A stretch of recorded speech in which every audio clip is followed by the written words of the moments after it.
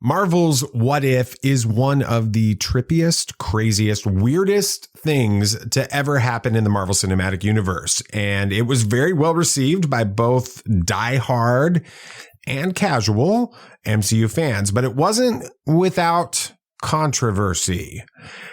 Today, I'm joined by the show's head writer and executive producer, AC Bradley, to answer the question that is on everyone's mind. Why were they so obsessed with killing Tony Stark? This is Tatooine Sons. It's true. All of it. What is the name of the Porg on the Millennium Falcon? Force is strong in my family. What do you think his name is? It's a big moment. I am a Jedi, like my father before me. Maybe Turbis? Do or do not. There is no try. Turbis? Pablo, if you're listening to this live stream, that Porg's name is now Turbis. It's a good Star Wars name. We're not done yet. These guys recorded an awesome podcast called Tatooine Sons. Everybody listen to it. Welcome to Tatooine Sons, the only fan podcast to name an official Star Wars creature and to be endorsed by the writer and the director of The Last Jedi, Rian Johnson. We believe that pop culture is the mythology of this generation, that there is a story, it is written on our souls, and that these myths speak to that story. And that is why I am honored to be joined this week by AC Bradley. AC Bradley has written for some of your favorite shows, including Trollhunters, Three Below, Arrow, and of course, Marvel's What If. She's won multiple Emmy Awards, and what's amazing about this is she's just getting started. I asked AC to try to describe the moment she got the call that she was going to be leading the team that would write the first ever animated series in the Marvel Cinematic Universe. It was kind of funny because it's a long build-up. I had met with the guys over time, like for years, met with Nate and Jonathan and all of them, and I pitched to Kevin actually a couple times earlier on other projects. So when this one was actually going to go, I was like, oh, this is not what I ever expected to be doing at Marvel, but I was super excited and honored. And obviously before they give you the call being like, hey, we want to do this, you have a couple of meetings and pitches. But I will say my pitch to Kevin and Lou to do the show was probably one of the best pitches I've ever had. And I kind of came out of that meeting being like, I think I got this. There was a What's moment, that period like, though, between that pitch meeting when you're like, I just nailed a pitch to Kevin Feige, and then you're waiting for the call to come? What's that period like for you? there was this weirdness of like, what the, like, I was telling my manager at the time, I was like, I think I got this. And I'm usually, she's like, you're usually a pretty good read. Because I've come out of pitch meetings and been like, that's not going to happen. And she's like, no, you did great. I'm like, it ain't happening. But this one, there was a moment where Lou leaned over to Kevin. He's like, we got to go. We have another meeting. And he looked at me. He's like, well, I got 5 minutes, right?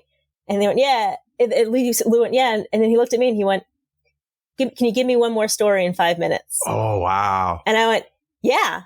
And I pitched him an episode that we ended up not doing. But I was like, this man is way too important, way too busy. Yeah, to sit there and say, give me another 5 minutes. I got nothing else going on in my life right now. I was like, right? So I walked out of the room going, I think I just got this job. And I was super pleasantly surprised. And then there was about a couple of days after that, I got a phone call from Brad Winderbaum's. At the time, she was actually an associate producer on the show. Simona Paparelli called me. She's like, they want you to come into the office. Can you be here in an hour? And I was literally getting my knee physical therapy. And I was like, whoa. I can, but I'm in like gym shorts and like sneakers and my knee is taped up real weird. Like, what is this? And she laughed. She went, they cut a rough animatic trailer that they're going to show to Disney Plus. I want you to see it first. And I was like, wow. I was like, yeah, I got this. And I walked into the building like with my knee of weird tape all over it with a slight limp. That's not the way you envisioned this moment happening when you were manifesting these things into the universe, right? Yeah. I think everyone expects like Hollywood to be a little bit more glamorous. I was like, no, I was like, I'm in sneakers. They're like, that's fine as long as it's not flip flops because of on all movie lots, like no matter where you are, there's a no flip flop rule because of just production and injuries. Got it. It so you were like, I can't wear flip flops to this because I want to be allowed on this. I've done that for years. It's a kind of when I was an assistant in PA, you learn never wear flip flops, just because the idea is you never know when you're going to end up on a soundstage, right? And flip flops on a soundstage because of all the equipment can be dangerous. That's funny. So you're in that 5 minutes where he gave you that extra time to pitch the episode or the idea that never happened. No, it was I pitched a Pepper and Tony in the Odyssey story we just ended up doing a different Tony episode. A different Tony episode. We'll talk about Tony. We've got questions about your choices on that, but we'll come to that. We'll come back to that in a second. All right. I know we can't talk at all about season 2 of What If because of 1,000 different reasons, but I'm 100% sure that there are going to be lots of twists and turns in it because season 1 was absolutely full of them. Was there a moment when you were sitting in that proverbial writer's room and pitching ideas, and you guys were all talking about all the different ideas for season 1, and there was an idea that was pitched and you just thought, I don't know if we're ever going to be able to pull that off. It might be absolutely too crazy. Was there a moment like that?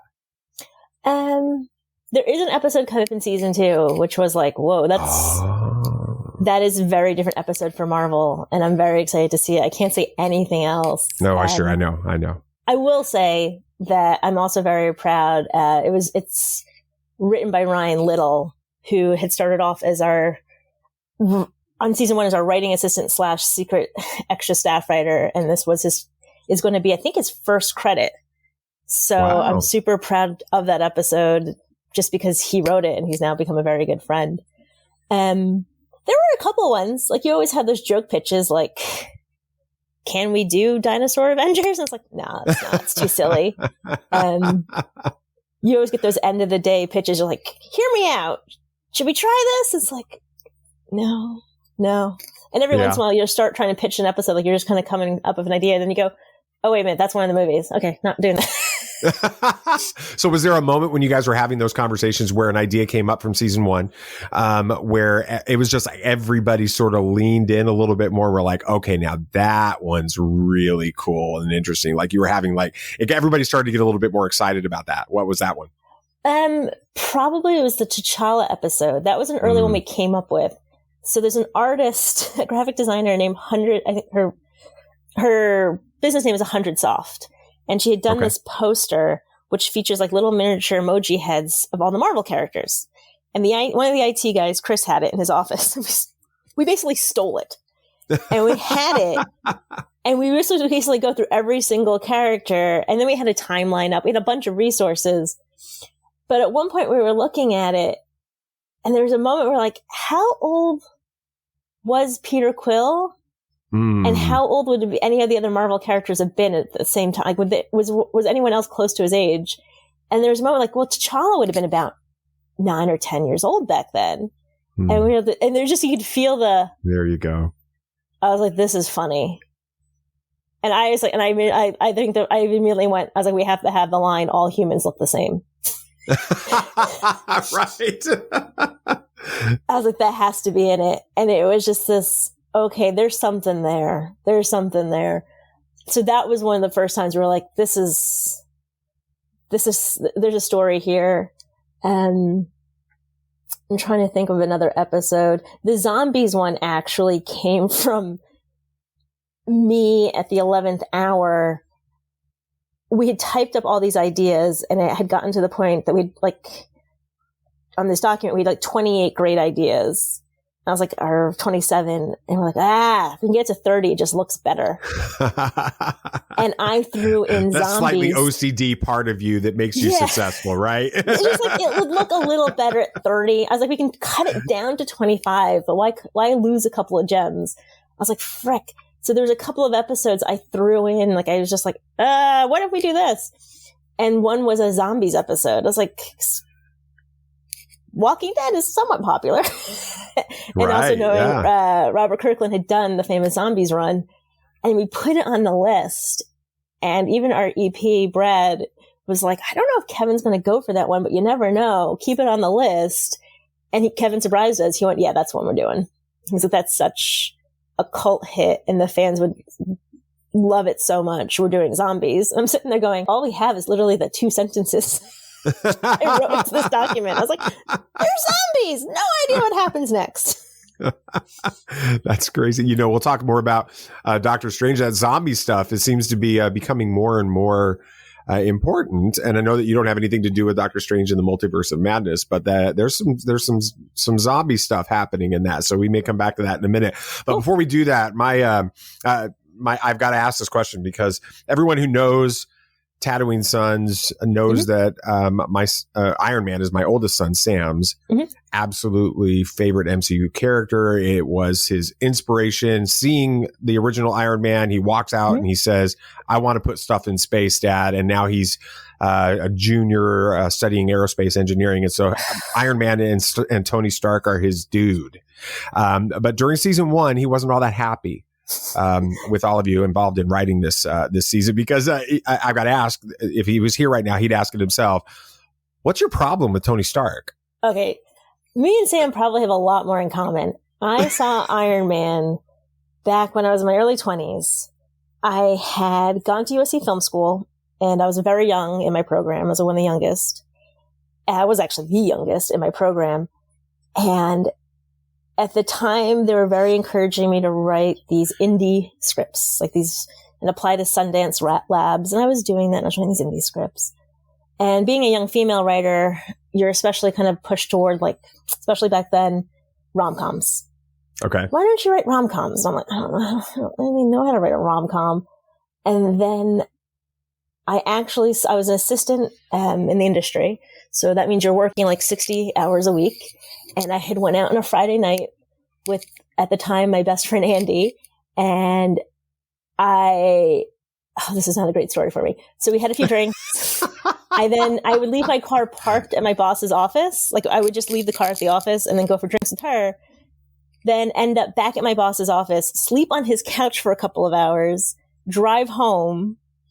And I'd done that. And I wake up the next day, and I'm not hungover, but I'm definitely like, I have to stop having nights where I'm out till 3 a.m. and then sleeping on a couch to 8 a.m. And now it's like noon, and she gives me a text, and she's like, do you want to go see Iron Man at the ArcLight at 2? And I was just like, I'm supposed to be writing.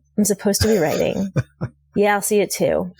So I show up at 2, and we watch the movie, and I literally came out of that movie going, that's what I want to write. Oh, wow. Screw indie dramas, screw rom-coms. I love growing up, and you can link it to character. That's it. And we walked down Sunset talking to the In-N-Out Burger. And I remember just sitting there going, that's all I want to do. This is it. Oh, wow. And I wrote a pilot, which was my first kind of action adventure pilot. And that script got me into the Fox writing program. It ended up being optioned by Warner Brothers and CW and Silver Pictures. And it was kind of my first real credit, my first thing that kind of launched my career. And it was me coming out of that going, that's what I want to do. And by the way, that pilot script, it was called Velocity Girl, is about a woman who's 22, who drinks a bit too much, who has nothing figured out in her life, who then discovers she was genetically engineered to be a super soldier. I was joked it was if Jason Bourne was a failure of a sorority girl. Oh, that's but it cool. Came from watching that movie. Now, as for the show.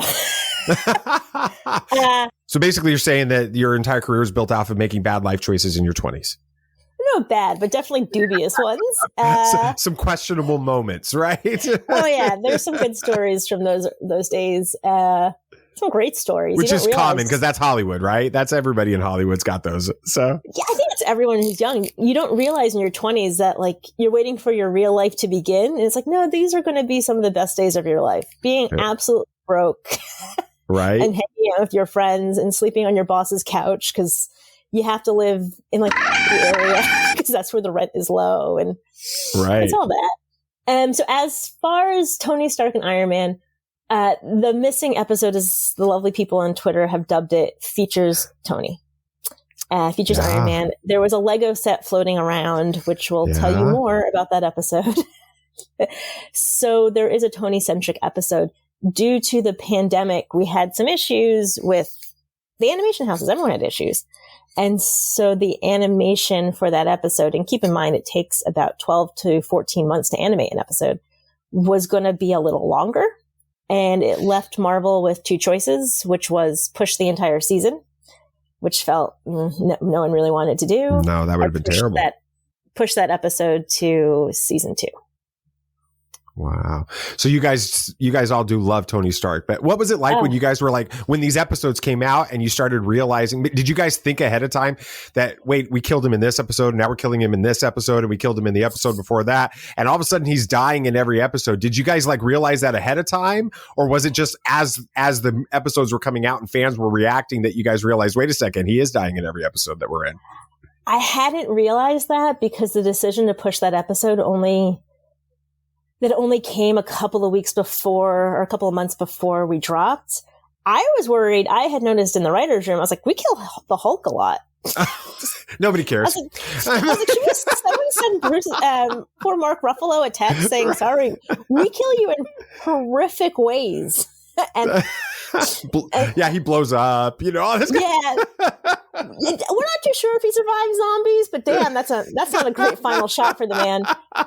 I was like, and then with Ultron, I was like, should we? I was like, just someone tell Ruffalo that I love, you can count on me. So that was the one I was worried about more than anything. And I felt that when people started pointing it out on Twitter, I was like, oh yeah, that's true. Because we never looked at it that way. Because the Tony episode, because it revolves around Tony, is a little lighter and it's more fun and it's a little bit more akin to the comedy episodes. So I honestly it hadn't crossed my mind, but I do apologize. And I too love Tony Stark. That's funny. It is hilarious that your inspiration for doing the work that you're doing came from watching Iron Man, and then you just had this obsession and you didn't even realize it with killing the guy over and over again. But that's the way it is. Yeah, it's funny.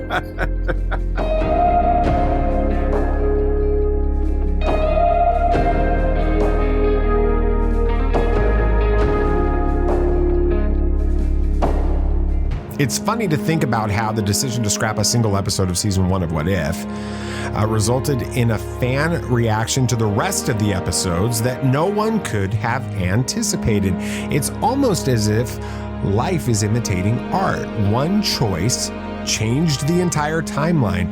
I wonder, what if they had decided to delay the series another year and release it with that episode?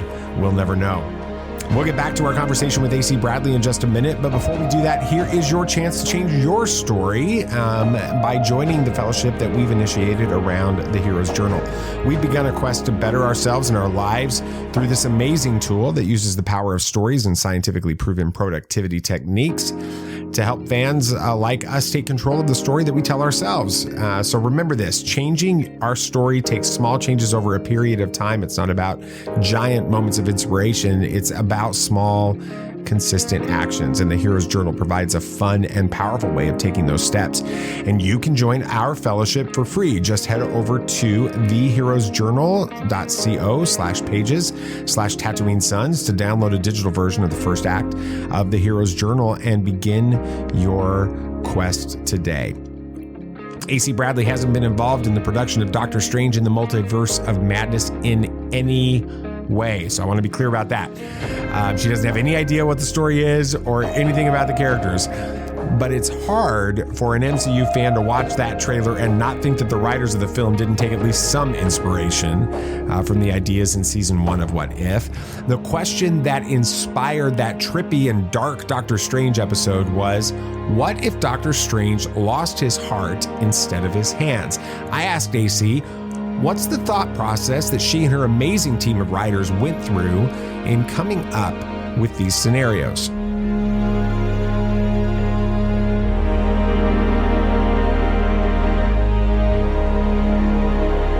It came together fairly quickly, but there was the idea first of, well, honestly, the director wanted a bit of a wizard fight.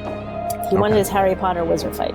And so the first idea was, well, Wanda and Doctor Strange. And then that was kind of nixed because I don't know if it had anything to do with the movie coming, because this is back in October of 2018 we're talking about. Wow. But they were like, well, Wanda's going to get her own show. So let's not give her, we only have 9 to 10 episodes. Let's not give her also a showcase here. Okay. Which made sense. It's also why we don't do a completely Loki-centric or Falcon-centric episode. It's like they are already getting their own series. Spread the wealth. And then there was this idea of like doing a Strange. I'm trying to think. There was like because it was about time travel, and I'd written time loop episodes on Trollhunters and 3 Below, which had came out well. And I was like, well, I know how to do that kind of construction. So the thing is like, what's the anchor? And I always thought the relationship between Strange and Christine was fascinating. And obviously in a movie didn't get as much screen time. The other inspiration for that episode was, at the time I was going through a weird process in grief myself. I lost a family member in my early 20s, my cousin, and I had went through all the 5 stages of grief and seen a therapist and all those things you do. And now I was in my 30s and I found myself feeling a lot of those feelings again, because what you don't realize when you lose someone, especially young, and we were both very young, I age, but he doesn't. I get older, but my memories of him are frozen he's at age 24 when he passed away. And I was talking to my therapist, how Hollywood of that to say. And I was like, I want to go back in time because now I know so much more.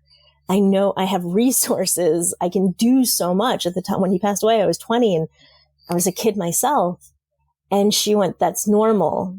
You want to go back, but you can't go back in time. You got to kind of accept who you were back then and forgive yourself for anything you couldn't do and kind of let go of that. And I was like, that's kind of interesting because no one tells you that the grief process is going to kind of restart again or can restart again. And that's where I kind of wanted to play with in Doctor Strange. I was like, it's kind of like he's already accomplished so much. He's gotten the time stone. He's defeated Dormammu, but you're still feeling that loss from a couple of years prior in the story. Like, and if you could actually go back in time, if you could take the resources you have now and go save that life, would you? And of course, we can't, and Doctor Strange also shouldn't. You know, it's funny how we one of the things about the way that we do our show and the purpose kind of behind the show. Yeah, it's a dad and his 2 sons kind of geeking out about all these things that we love so much. But really, what it's become over the 4 years is where we end up using Marvel and Star Wars and DC and all of these things that we love talking about. We use those as ways to kind of have conversations about what we call the greater story, the bigger things. And it's kind of like what you're just facing on that. How has storytelling helped you deal with loss and joy and all of those different types of things and these bigger issues? How does your storytelling help you kind of navigate through all those things? I mean, that's one of the perks of being a writer is that you get to kind of work through a lot of thoughts on the page.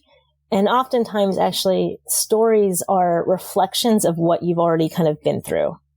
Or they can kind of be, you realize you're writing your secret hopes and dreams. I had a moment where at the beginning of the pandemic, I found out that due to other medical reasons, my doctors weren't too sure if I could have children. Oh my goodness. And let me also first off say, right now there's a 1-year-old in the other room. That's awesome. But there was a dark moment where I was like, what do I do? It's a pandemic. It's a pandemic and I'm single. And they're saying you probably have a 6 to 12 month window that your fertility is dropping just a lot faster than anyone expected. And I was very lucky because of those previous health issues. I had went for testing, although it was a little on the younger side for it. And they were able to find this. So I had this I was talking with one of my best friends on Zoom because it's the day 2 of the pandemic going crying. I was like, I don't ever become a mom. And she went, oh, my actual name's Ashley. And she went, if Ashley Bradley wants to be a mom, Ashley Bradley becomes a mom. You figure this, you figure it out. That's what you do. And I was like, oh, that's such a good speech. I'm going to be using that somewhere. And it was this moment of like, you write about people like taking on demons and aliens and punching Nazis. Why are you scared of this? Why are you scared to like fight for what you want? Are you going to sit back and be like, well, that's my fertility gone. I'm never going to. It's like, F no, I get what I want. And thanks to science and a lot of good luck, I have a beautiful 1-year-old daughter. And she's awesome. The most amazing thing in the world. But it was this moment of like, I literally make a living telling stories about how you stand up for what you think is right. You stand up for the life you want, for the world you want. And here I am crying on a Zoom call. I was like, you know what? I'm going to do this. I'm going to take the leap. It's awesome. What a cool story. Why do you love writing stories about Marvel and Arrow? I know that we kind of talked about that with the Iron Man story and how you got launched into this, but why these types of stories versus, you were being pushed in certain directions and things like that? Why these types of crazy superheroes and all of those things? I love genre movies and genre storytelling, television and feature, for 2 reasons. One, the visceral nature of it. These stories are designed to make you feel and feel fast. You be scared, be excited, to clap and applause, to laugh. There's just something. I'm not one for the slow burn. I want to feel, like if I'm sitting down, give me something, get me excited, give me an emotion. The other thing that I love about genre storytelling that Marvel has excelled at is able to tell a very human story and miss the bombs and the explosions and the car chases. Like I love Tony because I relate to him. My early 20s were marked with loss and often acting out. We love Steve Rogers because he brings out the best in us. He's a good man because of his good heart, not because of his muscles. We relate to these characters and we follow their journeys amongst all the booms and explosions. And that's what I love about genre storytelling is that we can tell good character stories. Ask audiences, do you see yourself reflected here? Despite the aliens and the magic and the wizards, are you still Peter Quill? Are you a kid who lost their mother young and kind of is stuck forever at the age of 10? Like we see ourselves. Are you T'Challa, who's living under the mantle of a father who is a good man and you strive to be him, although he's not in the world anymore and you're carrying that loss? That's what I love about genre storytelling. It's what I love about Marvel, and the same of Star Wars. We relate to these characters, and that's why they endure. And as you guys talk about, like, that's why we carry them with us. They've become our touchstone for culture, for understanding ourselves.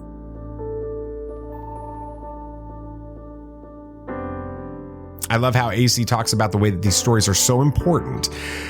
Kids growing up without parents, a doctor dealing with the terror of losing the use of his hands, or even worse, the love of his life, or a selfish, egotistical playboy billionaire who transforms into someone who saves the world. These stories teach us about what we truly value and we want to see in the world. And AC Bradley has a lot more stories to tell. Can't wait to hear and see those. I want to thank AC for joining me this week on Tatooine Sons.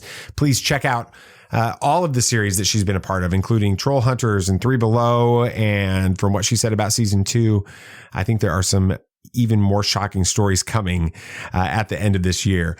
And thank you for listening to Tatooine Sons of Pop Culture podcast. If you enjoyed this interview, please take a moment to rate and review the show on your podcast app of choice. Make sure you hit that follow or subscribe button on your app so you get every episode the moment it drops. Next week, we are going to talk about some Moon Knight. We're going to find some Star Wars to talk about, and hopefully we'll have some time this weekend to catch up on Halo and share some of those ideas. Make sure you follow the show so you don't miss a single episode. And while you're at it, follow Tatooine Sons on Facebook and Twitter and Instagram. Share this episode with somebody else. It's absolutely the best way for you to help the show grow. I think that's going to do it for this week. There's only one thing left to say. May the Force be with you always. This party's over. I like that Wookiee. Don't get technical with me. Joy, please. Yep, yep.